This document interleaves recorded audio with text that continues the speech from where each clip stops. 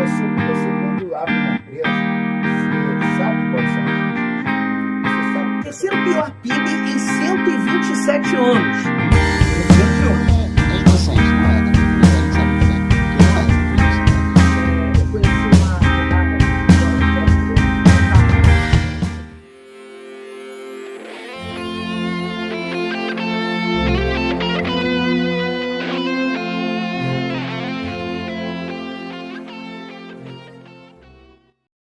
Alô, meus amigos, Daniel Dias na pista, na área. Olha, Gabriel Monteiro, moleque sério, honesto, caráter. Hoje ele está aqui porque ele está apoiando Gisele Monteiro com 2 L's, tá certo? Para deputada estadual do Rio de Janeiro, a fiscalização vai continuar. E o seu pai, Roberto Monteiro, que veio no lugar dele, tremendo essa sacanagem que foi feita com ele. A fiscalização continua, correto, Gabriel? Só continua se o povo eleger minha irmã e meu pai, porque se não eleger, a sacanagem vai ficar aí. A sacanagem vai ficar aí. E olha, não é nada pessoal não contra o funcionário público não. É contra o mau funcionário público que pega o nosso dinheiro e fica mamando, tá certo? Faça o seu trabalho corretamente e aí a coisa continua. Gabriel Monteiro. Meus amigos, para a fiscalização continuar séria, tanto no estado do Rio de Janeiro quanto no Brasil, você tem que votar na família Monteiro. A Gisele Monteiro está vindo a deputada estadual e o Roberto Monteiro, o pai de Gabriel Monteiro, está vindo a deputado federal. Olha, Gabriel Monteiro está aqui, certo? E a Gisele Monteiro logo atrás, para que vocês fortaleçam a família Monteiro para fiscalizar, principalmente aquelas pessoas que não querem ser bons servidores públicos. Valeu? Tamo junto. O terceiro pior PIB em 127 anos. Foi no governo Dilma. Tá? Pode pesquisar, esquerdista. Fica à vontade. A taxa de desemprego que chegou a 14%. A taxa de homicídio 50 mil por ano. No ano, aliás. Tá bom? Será que isso é presente para as pessoas mais incompetentes para chegar lá no BRICS? Ou é alguma manobra que ele está tentando lá no BRICS também? É premiação de comparsas, é o nome disso. Entendi. Então, óbvio, né, que quando ele chegasse lá, ele ia premiar os comparsas dele. E aí trouxe todo mundo, Mercadante, Zé Dirceu, enfim, Dilma. Tá todo mundo ali na cúpula mordendo um dinheirinho. Aliás, um dinheirinho bom, né? 200 mil reais é um bom dinheiro. Agora, é claro, esse governo, esse desgoverno é uma vergonha porque ele premia isso. A ignorância, a incompetência, a corrupção, tudo que a gente está combatendo é o que esse desgoverno premia. Então, isso envergonha o Brasil internacionalmente, tanto nacionalmente, porque a gente se sente envergonhado, né? Internacionalmente também, porque todo mundo se lembra desses números que você acabou de apresentar aí. Todos os presidentes sabem que a Dilma foi um fracasso, foi uma vergonha, foi uma piada, deixou o Brasil com quase 15 milhões de desempregados. Aliás, é bom lembrar que os governos do PT criaram 43 estatais. Exatamente. 43. Todas elas, operavam no vermelho. Em Brasília, eu faço parte da Comissão de Saúde, também na Comissão de Segurança Pública e Combate ao Narcotráfico, também Minas e Energia e também do Direito do Consumidor. Só que a nossa fiscalização via Brasília, ela tem que ter o quê? Ela tem que ter um respaldo, porque nós não estamos ali como deputado apenas, nós estamos representando a Câmara Federal, nós estamos vindo por cima.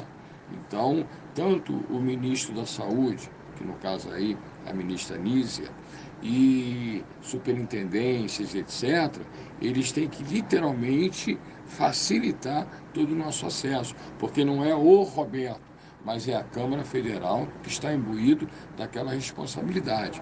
Então, nós vimos ali alguns cenários realmente que nos comoveu muito, porque você chega em qualquer hospital, você vai ver pessoas lá querendo ser atendido, pessoas tendo uma necessidade de internação, e quase sempre é dito que não tem leito, quase sempre é dito que faltam muitos recursos. Agora, também não posso deixar também de citar que o lado humano da coisa está uma carência muito grande.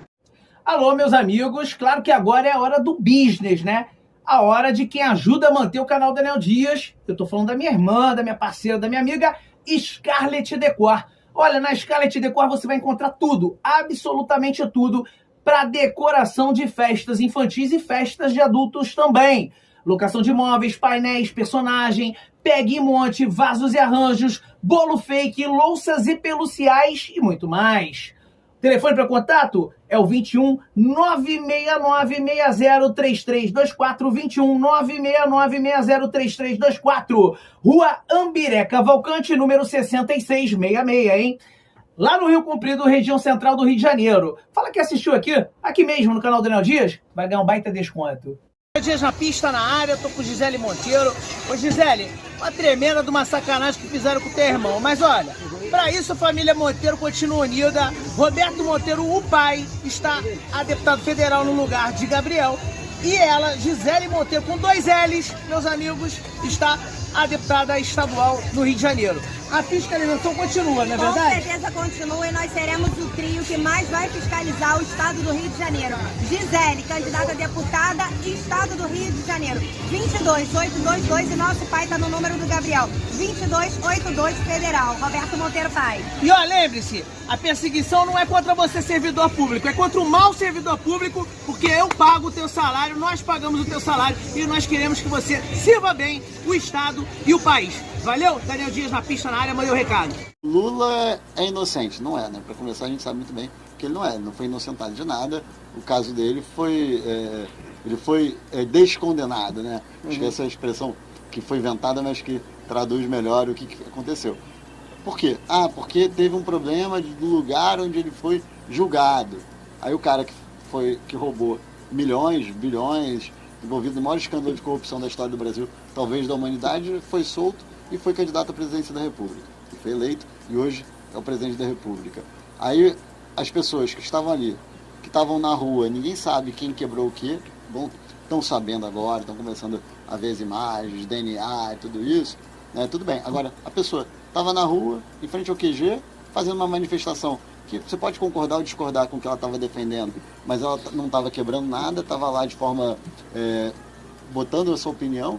Essa pessoa vai ser presa, sem o devido processo legal, dois pesos e duas medidas. Como é que é isso? Quem defende que o Lula não tinha prova para condená-lo, defende que uma pessoa que simplesmente estava na porta de um quartel, ela pode ser presa por conta disso? É estranho, né? Não faz muito sentido. Nasci e fui formado dentro de um ventre de uma prostituta. E aí acabei vindo ao mundo. Eu convivi dentro daquele prostíbulo. Então, quer dizer, eu vivi naquele antro ali.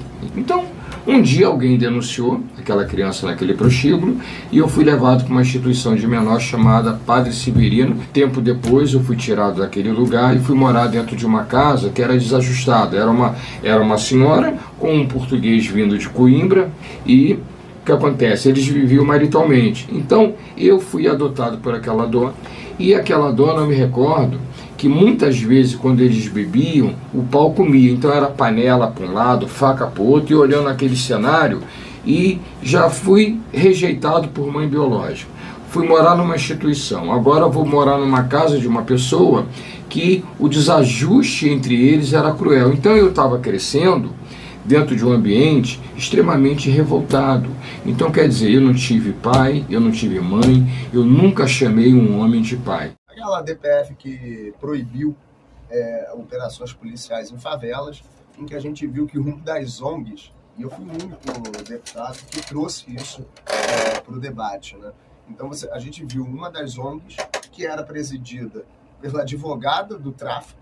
Ela é uma advogada que, inclusive, foi candidata a deputado federal, não se elegeu, mas ela defende historicamente há mais de 20 anos traficantes de altíssima periculosidade, e ela estava se manifestando nos autos dessa DPF e pedindo lista dos 100 policiais com maior quantidade de auto de infração, assim, uma atuação que basicamente ia criar uma lista da morte para os policiais aqui no Rio de Janeiro. Então a gente ingressou, peticionou nos autos dessa DPF para dizer, cara, é um absurdo o STF estar escutando a opinião de uma ONG que tem, historicamente, a proteção de traficantes. Absurdo mesmo. O nome é Anjos da Liberdade. Anjos da Liberdade, anjinhos, meus amigos. Olha isso, hein? Caramba, como tem gente para proteger outros tipos de pessoas, né? Mas as pessoas de bem mesmo, essas ficam à mercê. como é que é ser um policial, né? Aí você, de repente, se converte aos caminhos do Senhor. Ele não vai contar em testemunho, mas como é que é administrar, né, depois de convertido, ser um policial e ter que matar e servir a Deus? Porque é o teu ofício, né? Você estava lá, hoje não mais, mas ele é reformado. Mas como é que foi esse período depois da conversão, antes de chegar na conversão, já colocando logo uma pimenta nisso aí? Daniel, vou te ser sincero, eu não entendo isso como uma pimenta, não. Tá legal? Porque eu consigo entender como funcionam todas essas coisas muito bem. A palavra de Deus ela é clara, né? Que toda autoridade é constituída por Ele. Toda autoridade é constituída por Deus. O policial, ele é uma autoridade. Ele é uma autoridade. Ele está ali para quê? Para proteger as pessoas, para proteger um grupo de pessoas, proteger a nação, proteger a sociedade como um todo. Então, ele é uma autoridade. Quando você fala assim, o conflito entre um policial evangélico e matar, como é que fica isso? Eu não tenho conflito nenhum. Né? Segundo, por quê? Primeiro, porque Deus constitui a autoridade. Segundo, porque a lei dos homens, tá? Ela ampara com as excludentes de ilicitude do Código Penal, tá? A autoridade, o policial, o agente da lei. Né? Então, se você mata uma pessoa, se você atira uma pessoa, não para matar, mas que você atira para parar aquela pessoa, para neutralizar aquela pessoa, porque ela está cometendo um crime contra mim ou contra outrem, você tem a excludente de ilicitude, a legítima defesa. Fui cedido à Polícia Civil. Foi a primeira vez que eu saí da PM. Fui trabalhar na Delegacia Regional de Niterói. E aí deu um probleminha lá com 2 PMs que eram adidos na Polinter. Sequestraram um cara, fizeram uma cagada lá. E o garotinho, na época, era o secretário de Segurança Pública, né? Rosinha, governadora. Aí começou a rolar um boato que todos os PMs, por causa desse episódio, seriam devolvidos para a PM. E aí ficou 2 meses esse boato, até que um dia publicou num boletim deles, todo mundo sendo devolvido. Desculpa a minha ignorância, eu desconhecia essa coisa da PM ceder. Tem. Você olha uma mega operação, os caras tudo com roupa da Polícia Civil, mas muitos são PMs. E só para interpelar rapidamente, você falou que o nosso secretário era o garotinho. A gente estava mal de secretário, né? Pô, nem fala, bicho. No convívio, o próprio interno, eu não posso nem dizer que é um estupro. Por quê? O moleque que vai para ali, está numa situação dessa no convívio, eles tinham um negócio chamado de boca de cela. Isso foi uma outra coisa também que diminuiu no degás. Nesse termo é mais usado, mas quando eu entrei tinha muito isso. O boca de cela. O boca ia rodando de cela em cela e ele trocava por cigarro favores sexuais, aí conseguia um sabonete melhorado daquele garoto que não tinha família. E era o garoto chamado Boca de Fezes. Esse garoto comigo, com a gente, ele era brabo pra caramba. Por mulher que ele era uma moça ali dentro. Por quê? Ele trocava mesmo por favor sexual, já estava acostumado. Até uma vez, uma situação que é engraçada, se não fosse trágica, o cara falou, pô, não fazer um negócio desse aí não, senhor, não teve contato não, foi na bobina. Que era o quê? Eles não tinham camisinha, mas aí eles usavam um saco plástico, alguma parada, botava ali na parada. E aí, como não tem contato na cabeça dele de vagabundo, não sou homossexual não, entendeu? Porque ele não teve contato, foi só quer dizer, a viagem dos caras, né? Coisa, regra deles ali de vagabundo. Você acredita na recuperação desses menores, que o negócio aqui tá sinistro. Para quem utiliza transporte público, principalmente, para quem anda na aula da praia de Copacabana, pô, tem gente que vem no Rio de Janeiro que fala nunca mais vou voltar. Uma estância balneária que até hoje é a porta de entrada, primeiro lugar que as pessoas vêm no Brasil ainda é o Rio de Janeiro, com todos os nossos déficits e com esse problema de violência. Então, Daniel, eu digo que eu acredito por quê? Porque eu sou fruto de mudança. Claro. E aí, se eu colocar um projeto social para transformar a vida de jovens, de adolescentes, e não acreditar, seria em vão. Então, eu procuro dar uma nova visão para eles, mostrar que eles têm potencial, mostrar que eles têm um caminho a seguir diferente daqueles que eles costumam ver. Mas eu também tenho o outro lado, né? Eu não vejo como coitadinhos aqueles que cometem o delito. Aqueles que cometem o delito, eles têm que ser responsabilizados. E aí, quando você consegue trabalhar com esses dois lados, e eu mostro para eles, ó, se você seguir esse caminho, foi escolha tua. E você vai ser responsabilizado por isso. O que não pode é haver essa passagem de mão na cabeça. Ah, o cara faz errado e aí chama de coitadinho. Coitadinho não, tem que ser responsabilizado pelo que ele faz. Então